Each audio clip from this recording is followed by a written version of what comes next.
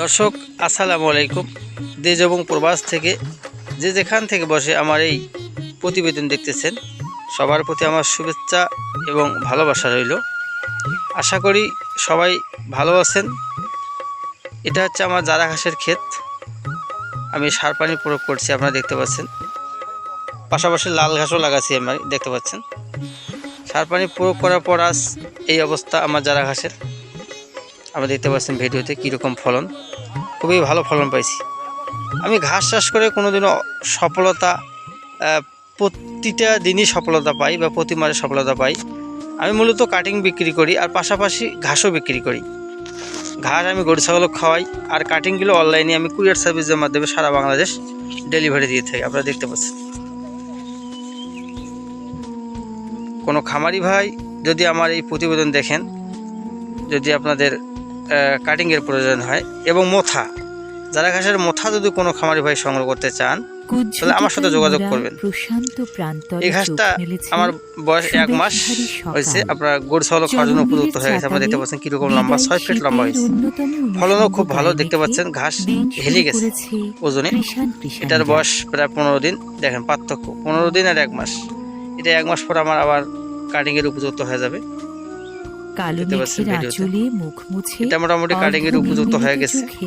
মিটিমিটি তাকিয়ে থাকা সূর্যকে দেখতে পাচ্ছেন আপনারা ভিডিওতে। ক্ষীরা খেতে আমি বলবো যারা খামার করেন, গরু ছাগল পালেন, অবশ্যই আপনারা ঘাস চাষ করবেন। দানাদার পাশাপাশি এই যারা ঘাস চাষ করবেন, যারা পতিত জমি পড়ে আছে, আনাচে কানাচে পড়ে আছে, তারা কাটিং সংগ্রহ করতে পারেন। কাটিং আমি প্রায় 2 বছর যাবত সারা বাংলাদেশ কুরিয়ার সার্ভিসের মাধ্যমে ডেলিভারি দিয়ে আসতেছি। আজকেও দেবো আলহামদুলিল্লাহ 5000 পিসের মতো।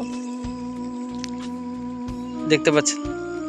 আর যারা জারা ঘাস চাষ করবেন অবশ্যই জমিটা আপনি উঁচু জমি নির্বাচন করবেন, যে জমিতে আপনার পানি বাঁধে না এবং রস থাকে, সেই জমিটা হলে খুব ভালো হয়।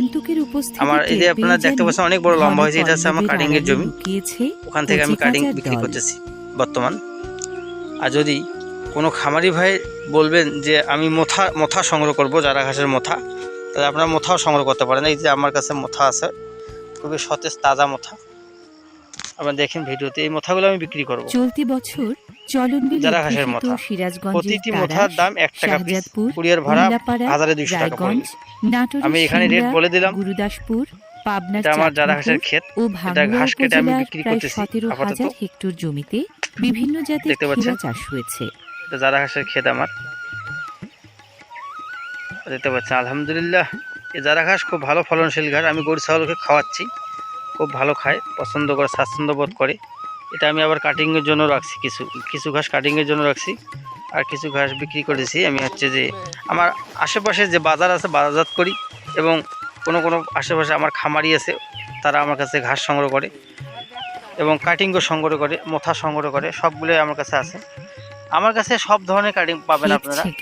আর যদি আপনারা ঘাস সম্পর্কে জানতে চান বা ঘাস চাষ সম্পর্কে জানতে চান, পরামর্শ নিতে চান, তাহলে অবশ্যই আমাকে ফোন দিবেন, আমি আপনাদের বিস্তারিত জানাবো।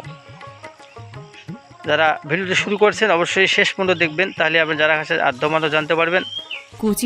আর যদি ভিডিওটি আপনার ভালো লাগে আমার, তাহলে অবশ্যই ভিডিওটি আমার লাইক দিবেন, এটা কমেন্ট করবেন, আর দয়া করে আমার চ্যানেলটা সাবস্ক্রাইব করবেন। আপনাদের আবারও আমি সুস্বাস্থ্য কামনা করে আমার প্রতিবেদন শেষ করলাম। আসসালামু আলাইকুম, ধন্যবাদ।